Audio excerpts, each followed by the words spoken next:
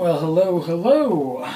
This is my, I would say, mediocre unboxing of the highly anticipated USS Montana from Verifier.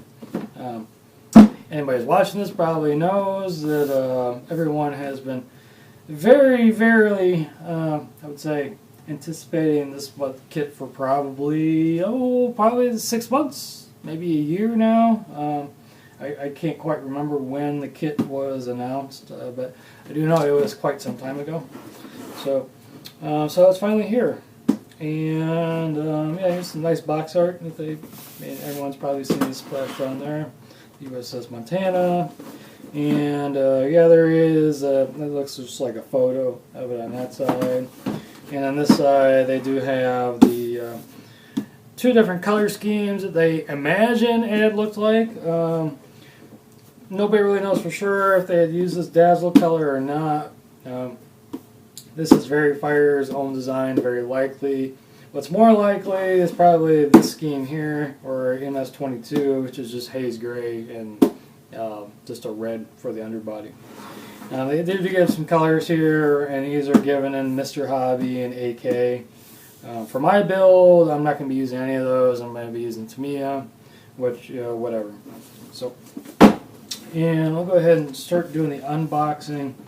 And one thing quickly as I'm doing this to note is that the box is actually very sturdy cardboard.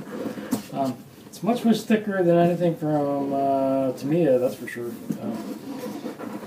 So we get there. And there it is. Move the box out of the way. So here is the kit itself, and then the hull is in two different pieces, of course. So our hull here, one of our hull sides has already come off the sprue, and plastic is, I want to say, it's actually pretty thick.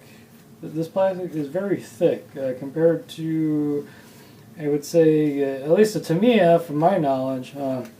It feels a little sturdier than anything I've definitely built with Tamiya.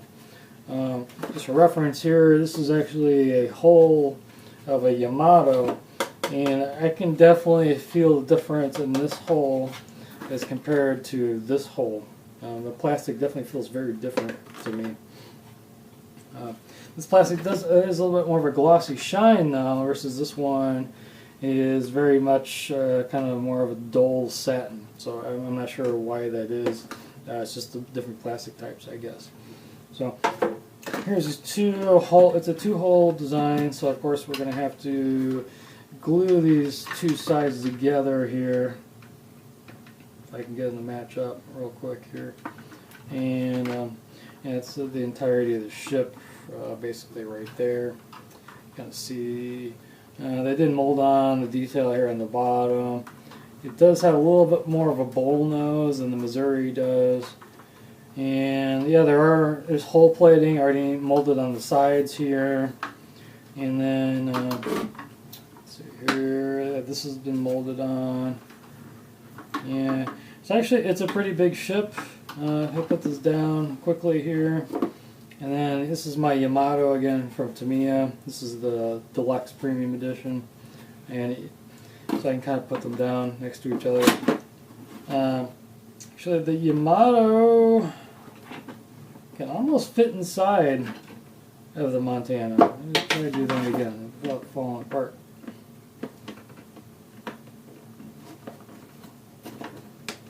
I'm just going to set it like that again. I'm just going to put this here. And certainly in length, the Yamato can fit inside there. The Montana is definitely a good 2 inches longer. Keep them together. Let's kind of hold it here. I'm just putting the end here. Yeah, the Montana is a good 2 inches longer than the Yamato.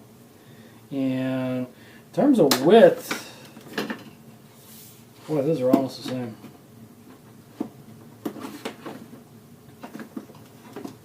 Those two together there. Boy, it's a big ship. I have to get out my calipers and measure the width of this ship versus the width of the Yamato. But I would say that the Montana is almost equal, at least in this kit. I'm not exactly sure what the width is supposed to be to scale, but yeah, the Montana is definitely a big ship.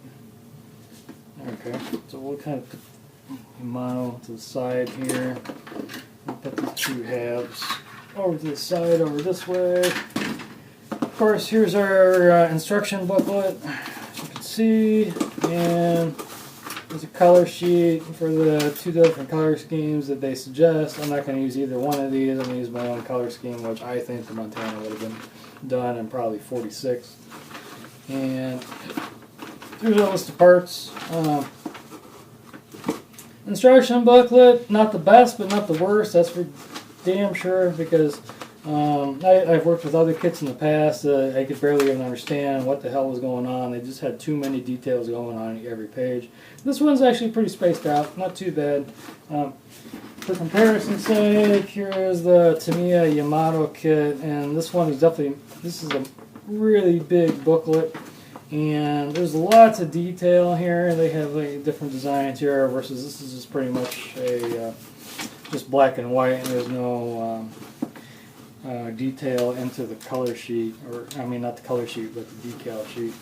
So definitely the Tamiya is still a step up compared to the instruction booklet for the Verifier, but this is, it's nonetheless, it's good though. I'm not gonna complain too much about it. So we're moving on. Here's our PE fret right here, and there's just enough PE on here to cover the railings and a couple of railings that go on to the smokestacks, and that's pretty much it. This is pretty limited. If you want more than this, you got to buy the detail set. Okay. Here we have the various different sprues, and just kind of examining this one. Number one, I can definitely feel that the plastic that they use to bag these in is probably maybe a mil, like maybe 1 mil thicker than your standard plastic that you might get with other kits. It's definitely a little bit more heavy-duty plastic. We'll just put it that way. And which is nice though, because then that prevents scratches from on your surface here. And this one, let's see here, we got a rudder here. We got here's our secondary cannons, and let's see what else is on. That's about it. Here's our deck. Here's our main deck, and you can see we detailed on the anchor deck right here. In other kits, this would be a separate piece, and then you lay it on top of. In this case, they decided to actually go ahead and mold it onto there, which is an interesting choice. Given too that if it's molded on here and you go ahead and buy the detail set, which they also make, odds are you're going to end up grinding all